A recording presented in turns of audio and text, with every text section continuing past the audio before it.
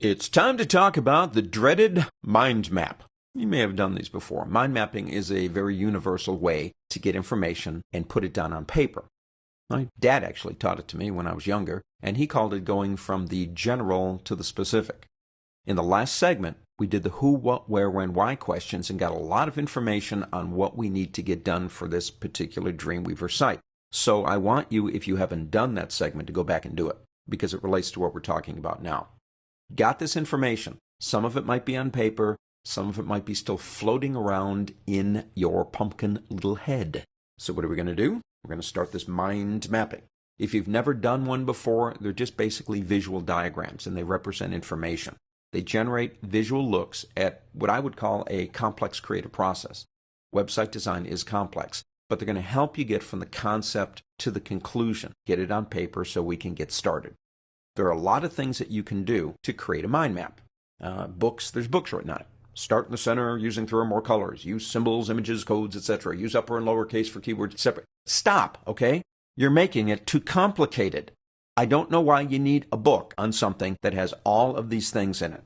My suggestion is develop a personal style of mapping. For example, you go buy these books, and you've got to have 3 colored pens, red, green, and blue, and you've memorized symbols and things, and they even tell you the kind of paper you're supposed to use for your mind map. So you sit down somewhere, and you basically you're ready, and then you go, oh no, I don't have my 3 color pencils, man. I can't mind map. Forget about it. Let me give you an example of what one looks like. You like playing golf? I've got it for you right here. That is a mind map of putting a golf success scheme together. If you follow all those steps, you will be successful as a golfer. That's a mind map. There are actually programs, obviously that's a program that actually generates these for you. I don't really recommend that. This is what I recommend for a mind map. Get yourself a piece of paper. I don't care if it's a cocktail napkin. Get yourself a pencil, just a pencil. Get yourself an eraser, because sometimes we make mistakes, and maybe get a little sharpener to keep the pencil sharpened. Get somewhere out of work. You can't concentrate at work. Too many things are going on. My studio is in my home, but it's still work. Phone can ring, client can call, my wife can ask me to take out the garbage. I don't understand why I have to take it out, but I do. So I get away from work. Actually, I go to a place called Starbucks.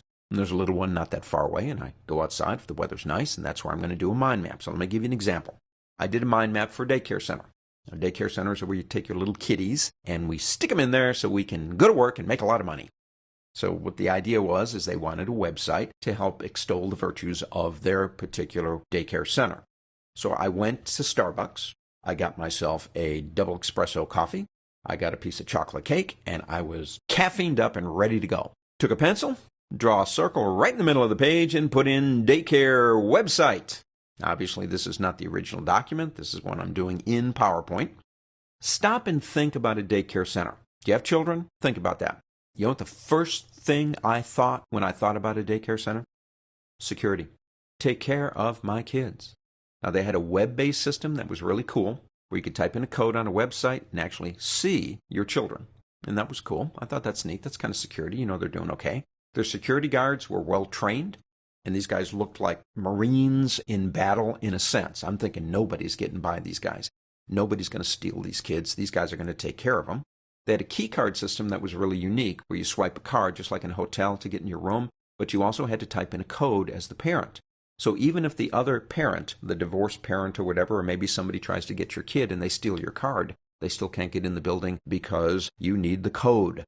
So that thought led to security, and I started thinking about security, and it led to those other things. This is what mind mapping does. It releases what's in your pumpkin little head. I thought about being clean. Washroom, carpets, kitchen. If I've got children, they better be able to eat off that floor. And they were using environmentally friendly chemicals, cleaners and stuff, so I thought that's pretty cool. Let's put that on the website too. I also thought about things like training. Train my kids, right? So I drew another line, and they're educational. They had great teachers. One of them was telling the real little ones the story of the big bad wolf, and she was very descriptive. And she said, and the big bad wolf went, "Wow!" And all the kids went, "Wow!" And I thought, oh man, I got to get a picture of that teacher scaring those kids. That would really be cool. I also thought about things like output, and it was going to the World Wide Web, and therefore my programs would be Dreamweaver, Flash, Acrobat, Photoshop, Illustrator, where you get the idea. Now this obviously is a short, condensed, very neat version of what I did on that day. The original piece of paper had about 20 or 30 balloons on it with words coming off it, coffee stains, and chocolate smears. But I had, in that mind map, gold. I had everything I needed to get this site started. And in the next segment, we'll talk about a few things that you can do to organize and get yourself ready.